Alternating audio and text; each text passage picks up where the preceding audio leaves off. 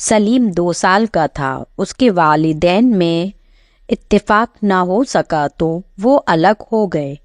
ماں اسے لے کر نانا نانی کے پاس آ گئی۔ تب وہ 2 سال کا تھا۔ 5 سال کا ہوا تو ماں نے بھی جیون ساتھی چن لیا۔ باپ نے کبھی اس کی خبر ہی نہ لی کہ کس حال میں ہے۔ سوتیلے باپ شروع میں تو ٹھیک رہا، پھر اس کے سوتیلے بہن بھائیوں کی آمد کا تانا بن گیا۔ ہر سال ایک بچے کا اضافہ، وہ اپنی قدر کھونے لگا۔ ماں چھوٹے بچوں میں مصروف ہوتی اور وہ بھوکا ہی اسکول چلا جاتا۔ جیسے تیسے 10ویں پاس کر لی۔ اب سوتیلا باپ کھل کر اسے برا بھلا کہتا۔ طبیعت میں آنا اور خودداری تھی، لہٰذا ایک دوسرے شہر سے آئے دوست کے ساتھ رہنے لگا۔ ایک چھوٹی سی نوکری ڈھونڈ لی تو گزر بسر ہونے لگ گئی تھی۔ کبھی کبھار ماں سے ملنے چلا جاتا۔ باپ کی صورت اس نے نہیں دیکھی تھی۔ پھر ایک شادی میں ایک دور کی خالہ کی نظر اس پر پڑ گئی۔ پڑھا لکھا ہے، کماتا ہے اور سب سے بڑھ کر اکیلا ہے، نہ ساس نہ نند، اور آج کل کہاں ملتا ہے ایسا رشتہ۔ ایک بڑی بوڑھی نے مشورہ دیا، 4 بیٹیاں ہیں تیری، بیاہتے بیاہتے بوڑھی ہو جائے گی۔ ارے کہے تو بات چلاؤں۔ تب خالہ نے تھوڑی سی رضامندی کا اظہار کر دیا، حالانکہ دل سے چاہ رہی تھی کہ رشتہ ہو جائے۔ بڑی بیٹی تیزی سے خط نکال رہی تھی اور باپ 4 سال سے چرپائی پر پڑا تھا، اور وہ نمرہ کی اٹھان دیکھ دیکھ کر باولی ہوئی جا رہی تھی۔ نمرہ کی شادی سلیم سے ہو گئی۔ نمرہ اس کے گھر میں آئی تو وہ غیر سنجیدہ سا بکھرا نوجوان تھا۔ اسکول ٹیچر تھا پر ہمیشہ دیر سے جاتا، رات کو دیر تک دوستوں کی محفلوں میں رہتا۔ اب تو ہر چیز گھڑی کی سوئیوں پر چلنے لگی تھی۔ وہ ایک دوسرے کا سہارا بن کر محبت کی گھنی چھاؤں میں آگے بڑھتے رہے۔ اسی دوران 2 ننھی پریاں آنگن میں آ گئیں۔ نمرہ کو بیٹی کی خواہش تھی۔ بیٹیاں تو رب کی رحمت ہوتی ہیں۔ بھلے مانس، دیکھ تو کیسے مہک رہا ہے ہمارا گھر ان کلیوں کی خوشبو سے۔ سلیم دونوں کو کھیلتا دیکھ کر نہال ہو جاتا۔ ماسٹری کی تنخواہ میں گھر کب تک چلتا؟ اس نے شام کی ٹیوشن لینا شروع کر دی۔ کب دن نکلتا، سورج ڈھلتا پتہ ہی نہ چلا۔ جب دونوں بہنیں گریجویٹ ہو گئیں تو ان کے بیاہ کی فکر سے سلیم کے کندھے جھک گئے۔ ہمیشہ حلال کمایا اور بچوں کو کھلایا، دال روٹی اور بچوں کی تعلیم، دن رات محنت کی۔ حالانکہ اس کے ساتھ والے کہاں سے کہاں پہنچ گئے اور اپنے گھروں کے مالک ہو گئے۔ بیٹیاں بڑی ہو چکی تھیں اور ان کی شادی کرنے کا وقت بھی آ گیا تھا۔ ریٹائرمنٹ کا پیسہ لیا اور کچھ کمیٹیاں وغیرہ اکٹھی کر کے اور گھر میں بھی کئی بچتوں کو ملا کر بچوں کے ہاتھ پیلے کر دیے۔ سلیم جیسے پھر سے جوان ہو گیا۔ بیٹیوں کے فرض کی ادائیگی والدین کو بے فکر کر دیتی ہے۔ بلا شبہ گھر ایک دم سونا ہو گیا۔ نمرہ بات بات پر یاد کر کر اپنی بیٹیوں کو روتی۔ ارے بھلی مانس، بیٹیاں گھر رکھنے کی چیز نہیں، راجے مہاراجے نہ رکھ سکے، یہ غریب ماسٹر کیسے رکھتا؟ ہم کو اللہ کوئی بیٹا ہی دے دیتا، گھر میں بہو آتی، پوتے پوتیاں کھیلتے تو رونق لگ جاتی۔ وہ جل کر کہتی، یہ قدرت کے فیصلے ہیں، بھلے مانس ہماری کیا مجال کے دخل دیں، رب کے ہر فیصلے میں بندے کے لیے بھلائی ہے۔ وہ اسے تسلی دیتا تو وہ آہ بھر کر خاموش ہو جاتی۔ نمرہ خواب بہت دیکھتی تھی، جاگتی آنکھوں کے خواب۔ خوابوں کو امیدوں کے بغیر زندگی کاغذ کے پھولوں جیسی ہے، بغیر خوشبو کی۔ یہ خواب ہی تو غریب کی زندگی میں تلخیوں کو کم کرنے کا آسرا ہے، اور امیدیں اللہ تعالیٰ کی طرف سے نعمتوں سے کم نہیں، ورنہ تو سینے میں سانس بھی گھٹنے لگتی ہے۔ سلیم اور نمرہ اپنا چھوٹا سا گھر بنانے کا خواب دیکھا کرتے تھے۔ کئی کمزور لمحے آئے، ٹوٹ کر بکھر جانے والے۔ بچوں کی شادی کے چکر میں ایسے گھن چکر بنے کہ گھر کا خواب تو کسی کونے میں مایوسی کی چادر اوڑھ کر سو رہا، جو وہ جوانی سے دیکھتے آئے تھے۔ بچیاں بیاہنے کے بعد گھر میں کچھ تنگ دستی سی ہو گئی تو سلیم نے دکان پر چھوٹی سی نوکری کر لی. گزارا پھر چلنے لگا. 2 بندوں کا کیا خرچہ، 1 کلو گھی ہی ختم نہ ہوتا. مگر جب عائشہ اور ہنا آ جاتی تو دونوں ہی میں اڑ جاتا. وہ اکثر شکایت کرتی، ارے بھلی مانس، جو ان کے حصے کا لکھا ہوتا ہے کھا جاتی ہیں، کیوں ناشکری کرتی ہے. پھر اچانک ایک دن سلیم نے دیکھا اخبار میں اشتہار تھا کہ 2 مالے کے پلاٹ قسطوں پر دیے جا رہے ہیں. وہ آتے ہوئے اخبار گھر لے آیا. نمرا کو دکھایا تو کھل اٹھی. برسوں سے کونے میں سوئے خواب نے مایوسی کی چادر پھینکی اور پھر جاگتی آنکھوں کا تارا ہو گیا. نہیں نہیں سلیم، ہم یہ موقع ہاتھ سے جانے نہ دیں گے. کچھ بھی کریں گھر ضرور بنائیں گے. ہم پینشن کے پیسوں سے گزارا کر لیں گے. ساتھ والی کے ساتھ کمیٹی ڈال کر پہلی میں لے لوں گی. تم دکان والے سے کہو چند ماہ کا ایڈوانس دے دے. بھلے ہی مکان کرائے کا ہے، ہم کون سا بھاگے جا رہے ہیں، اتنے سالوں سے بیٹھے تو ہیں یہاں پر. وہ ایک ہی سانس میں بولے جا رہی تھی. اچھا اچھا کرتے ہیں کچھ. وہ مسکرایا تو نمرا کو امید بن گئی. سر پر قرض چڑھا. وہ پہلی 3 قسطیں ادا کر آیا اور اب 5,000 ماہانہ ادا کرنے تھے. آج اس نے نمرا کے چہرے پہ برسوں یا بعد پھر وہی رنگ دیکھے جو میلے میں نقاشی پیالہ خریدتے ہوئے دیکھے تھے.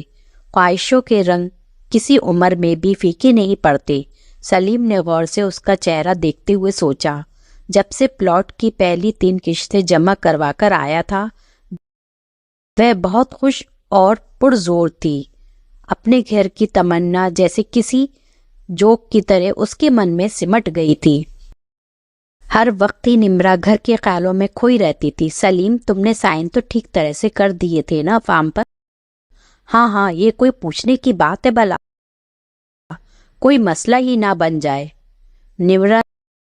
نمرا نے فکر مند ہو کر سلیم سے پوچھا. تو بڑی وہمی عورت ہے. وہ ہنس کر کہتا. تم نے پوچھا ہم وہ کب تک گھر بنا سکیں گے؟ نمرا کی آنکھوں کا استر صرف وہی سمجھ سکتا تھا جس نے اسے 30 سال سے اپنے گھر کے خوابوں کے ساتھ جیتے دیکھا تھا. سنو سلیم، ہم 2 کمرے بنائیں گے، ایک اپنے لیے اور ایک عائشہ اور ہنا کے لیے. جب بھی وہ آتی ہیں رات گئے تک بچے کتنا شور کرتے ہیں. صبح تک میری تو نیند ہی اڑ جاتی ہے. چھت پر جانے کے لیے کتنی سیڑھیاں بنیں گی. اور پھر وہ کہیں دور کلاؤں میں گھومنے لگتی تو سلیم کو لگتا کہ وہ دل ہی دل میں جیسے سیڑھیاں گن رہی ہو. مگر تم اکیلے چھت پر کبھی نہ جانا. وہ اچانک بولی. کسی کا ہاتھ پکڑ کر جانا، نظر بہت کمزور ہو گئی ہے تمہاری. پہلے گھر بن جائے تو پھر تمہاری آنکھوں کا آپریشن بھی کروا لیں گے. دونوں ہی دن رات اپنے 2 مالے کے گھر کی جنت کے تانے بانے ہی میں الجھے رہتے. اور پھر 3 ماہ بعد وہ قسط جمع کرنے جا رہا تھا. سفید شلوار قمیض بڑی مشکل سے سلوٹیں نکالی تھی نمرا نے. جاتے ہوئے اس کے بوٹ پرانے کپڑے سے صاف کرنا بھی نہ بھولی اور بار بار بول رہی تھی، یہ ضرور پوچھنا کہ ہم گھر کب تک بنوانا شروع کریں. اگر وہ اجازت دے تو سیمنٹ اور اینٹوں والوں سے بات کر لیتے ہیں. جب تھوڑی دیر بعد وہ گھر واپس آیا تو اس کا منہ لٹکا دیکھ کر بھی وہ پریشان تھی. کیا بات ہے سلیم؟ کیا وہ ابھی گھر بنانے کی اجازت نہیں دے رہے؟ کوئی بات نہیں، اتنی جلدی بھی کیا ہے. مگر سلیم سارے راستے سوچتا آیا کہ وہ کیسے بتائے گا نمرا کو کہ ہمارے ساتھ بہت بڑا فراڈ ہو گیا ہے. وہ جگہ جو بکاؤ تھی ہی نہیں، کوئی فراڈ کمپنی چکما دے گئی ہمیں. تم بتاتے کیوں نہیں؟ ہوا کیا ہے؟ اور پھر الفاظ اس کے لفظوں سے پھسلنے لگے. نمرا نے سینے پر ہاتھ رکھا تو ایک ہاتھ کے ساتھ ہی وہ زمین پر ڈھیر ہو گئی. نمرا! سلیم کی چیخ سے در و دیوار ہل گئی اور پھر اسے ہوش نہ رہا.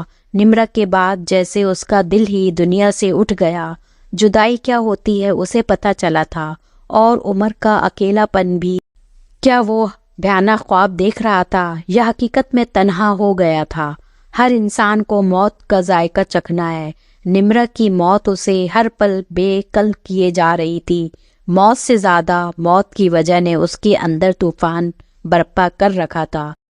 تھوڑا سا آرام کر لو ابا، عائشہ نے سوجی ہوئی آنکھوں سے باپ کی طرف تکیہ بڑھایا، جو تقریباً پوری رات ہی سے گھٹنوں میں سر دیے دیوار سے ٹیک لگائے بیٹھا تھا۔ سلیم نے بے چینی سے پہلو بدلا، فرش پر دری کے اوپر بیٹھا وہ تقریباً اکڑ گیا تھا، جوڑ دکھنے لگا۔ کبھی اس طرف سے نمرا آ جاتی، کبھی اس طرف سے اس کے خیالوں میں آ جاتی، چین کیسے آتا۔ 30 سال شادی شدہ زندگی میں پہلی بار وہ رات کو گھر میں نہیں تھی، ورنہ تو بیٹیوں سے ملنے یا کسی بھی خوشی غم میں اکیلی شریک ہوتی تو دن ہی دن میں واپس آ جاتی تھی۔ ہنا کے ابا اکیلے ہوں گے، بیمار رہتے ہیں، ضرورت پڑ جائے گی ان کو کسی چیز کی تو تنگ ہوں گے، پر اب تو ہر رات ہی اکیلا رہوں گا، یہ خیال ہی سلیم کی نسیں کھینچ رہا تھا۔ کون پسلیوں پر گرم پانی کی بوتل سے ٹیک اوور کرے گا، گرما گرم قہوہ اور سوپ کیسے بنے گا۔ یادیں چنگاریوں کی طرح سینے میں گر کر دل و جگر جلا رہی تھی۔ بیٹیاں باپ کو حوصلہ دیتی رہیں، عزیزوں قادر تسلی دینے لگے، مگر اس کے سینے میں تو آگ سی لگی تھی جسے زار زار بہتے آنسو بھی بجھانے میں ناکام تھے۔ بیٹیوں نے سہارا دے کر کھڑا کیا تو وہ لڑکھڑاتا نمرا کی چرپائی پر گر گیا۔ نیند کا جھونکا آنے بھی نہ پایا کہ وہ ہڑبڑا کر اٹھ گیا۔ نمرا کا صندوق کھول کر کچھ تلاش کرنے لگا۔ کپڑوں کی تہوں کے نیچے سے شاپر میں لپٹا ایک نقشین پیالہ اس کے ہاتھ میں تھا اور وہ چاروں طرف سے اسے گھما گھما کر دیکھ رہا تھا۔ آنسوؤں کے دھندلکے میں منظر بدلنے لگا۔ ان کی بڑی بیٹی ہنا جب 6 ماہ کی تھی تو وہ نمرا کو میلے پر لے گیا تھا۔ اچانک ایک دکان پر وہ ٹھٹک کر رک گئی۔ دھوپ میں للکارے مارتے چاندی جیسے برتن۔ نمرا نے جھٹپٹ ایک نقشین پیالہ اٹھا لیا۔ میرے پاس پیسے کم ہیں نمرا، وہ قیمت سن کر بولا۔ ٹھیک ہے، اپنا سوٹ نہیں لیتی، صرف ہنا کا فراک ہی خرید لیں گے، لیکن مجھے یہ پیالہ لے دو۔ نمرا بولی تو سلیم شرمندہ سا ہو گیا۔ غریب کچھ خریدنے چلا بھی جائے نہ تو صرف حسرتیں اور نئے دکھ ہی خرید کر لاتا ہے۔ وہ بھی اس کی ضد کے آگے ہار گیا۔ نمرا کو پیالہ تو لے دیا مگر وہ سوٹ لے کر نہ دے سکا جو وہ کل دیکھ کر گیا تھا۔ وہ ساری رات اس کی تعریفیں کرتا رہا۔ دکان کے سامنے سے گزرتے اس نے سوچا کاش وہ سوٹ بک گیا ہو تو دل اس چبھن سے بچ جائے گا جو کانٹے کی طرح گڑا تھا۔ سوٹ اپنی پوری آب و تاب سے ٹنگا اس کی مفلسی پر ہنس رہا تھا، مگر نمرا کے چہرے پر سوٹ سے بھی زیادہ خوبصورت اور نکھرے رنگ بکھرے تھے اور اسے سوٹ نہ ملنے پر ذرا بھی ملال نہ تھا۔ اور سلیم سوچ رہا تھا ہماری خواہشیں ہمیشہ ادھوری کیوں رہتی ہیں؟ آخر تم اس پیالے کا کیا کرو گی؟ گھر میں ہم ہیں ہی کتنے لوگ اور ڈھیر برتنوں کا ہے۔ جب اپنا گھر بنے گا سلیم تو اس کی چھت پر بیٹھ کر ٹھنڈا پانی پیا کریں گے۔ اس لیے تو وہ کتنی ہی دیر اس کی معصومیت پر ہنستا رہا کہ وہ چڑ گئی۔ تو تمہارا کیا خیال ہے، نہیں بنے گا اپنا گھر؟ وقت اڑتا رہا اور پیالہ صندوق کی سطح سے ہوتا ہوا نیچے پیندے میں چلا گیا، جو سلیم بڑی دیر تک پیالے کو دیکھتا رہا۔ پھر سے وہ نمرا کے خیالوں میں چلا گیا۔ جانے کتنی ہی بار اسے نمرا نے مانجا، چھوا اور محبت سے لپیٹ کر رکھا تھا، اس لیے برسوں بعد بھی اس کی آب و تاب ویسی ہی تھی۔ اس نے کبھی بے پناہ مسائل کے باوجود بھی پیالے اور اس سے جڑی خواہش کو مان نہ پڑنے دیا تھا، اور جب وہ 3 ماہ کی قسط جمع کروا آیا تو نمرا نے ایک بار پھر پیالے کو کپڑے سے رگڑا۔ پھر وہ ڈر گیا جیسے وہ آخری بار مانج رہی ہو، جانے یہ منحوس خیال اسے کیوں آیا۔ نمرا پیالے کو بار بار دیکھ رہی تھی، کبھی پانی سے بھر کر ہونٹوں کو لگاتی، پھر لو برساتے چھت کے پنکھے کو دیکھتی اور پھر برا سا منہ بنا کر مسکرانے لگی۔ اب بس کر، رکھ بھی دو اسے، سلیم نے ٹوکا۔ کیوں؟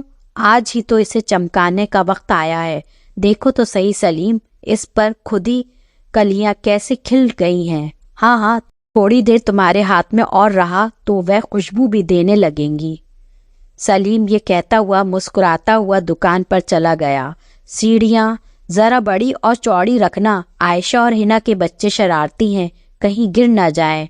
अक्सर वह घर को चारों तरफ से देखती कि इस घर में दम घुटता है। जिंदगी के 30 साल तो उसने अपने घर के सपने में गुजारे थे, इस घर को तो वह दड़बा कहती थी।